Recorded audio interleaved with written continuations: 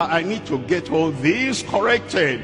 That was too much of asking for successor. Your father in the Lord is still here.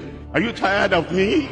You're not going to fight your pastor, fight your shepherd. And I say it publicly, I reject any member of the church, my child, anyone trying to control me. I won't even take it for my wife, because I am the head of the home. And if she tries to control me, she knows. I think the brother who taught the other Tuesday, I don't want to mention your name, you know yourself, 2 times of mentioning successor. There's no leadership without a successor.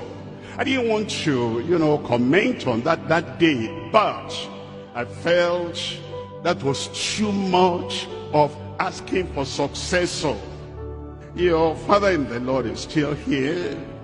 And if God wants to give a successor, he will at his own time.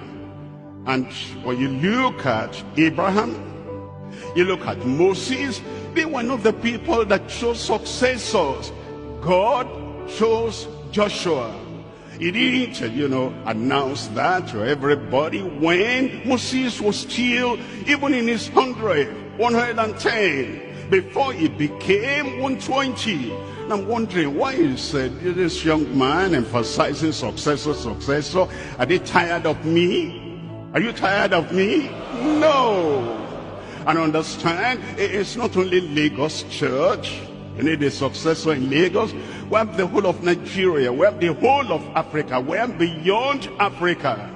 And if God gives you a pastor founder that is stronger at this age, and I stand and I preach and I move here and there, and the voice by the grace of God, especially with a good kind of PA system that the headquarters operate, and our people who are handling it, especially with all that, everything is very clear. I run to GCK, I run to Australia, run to Canada, run to US, come back, I run to Ghana, run to Liberia, run everywhere, and you're asking for successor.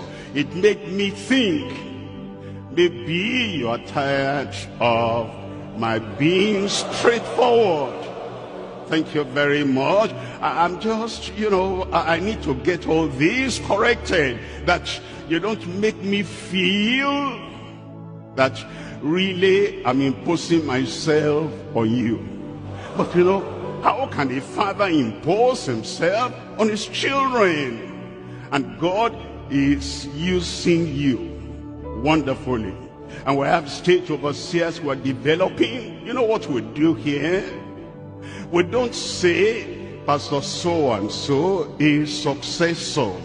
We rotate our moderators. Why? We want to expose everyone to the congregation of the people of God, so that person was moderator, that person was moderator, that person was moderator. So we have all the chance we need to have. And when the time comes, we see who can be successor, because anyone can easily fit in. And also we have state overseers. We have zonal division. The whole of Southwest, we have that zone. Southeast is zone. South is zone. And we have central, north central is zone. And northeast is zone. And northwest is zone. And we rotate the coordinating zonal overseers too.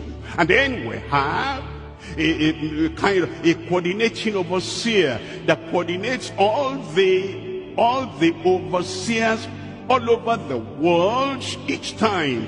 This person is coordinating now, and they know him, and they relate with him, and we interact, and then we change him, and we bring another one. Why are we doing that? That they may know all the key leaders that are here in deeper life. The successors are there, and when the time comes, the Lord will choose a man after his own heart.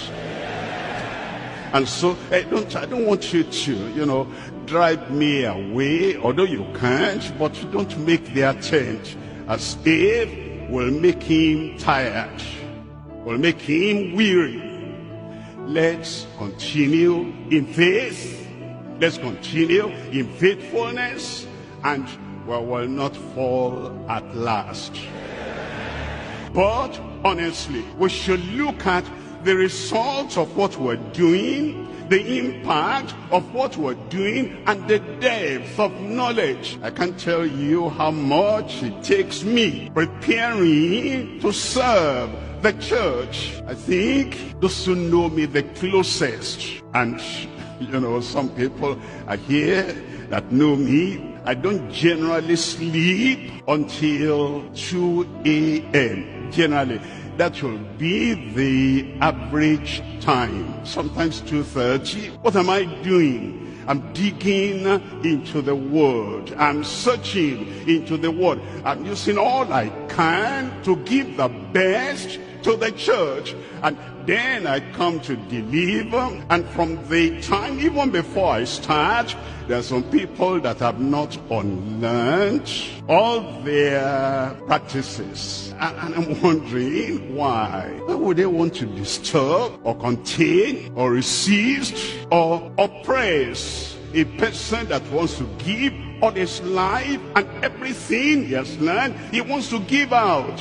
You know, they are there, and sometimes you enter, it's like they only allow me to stay where they want me to stay, and to preach only as long as they allow me to preach.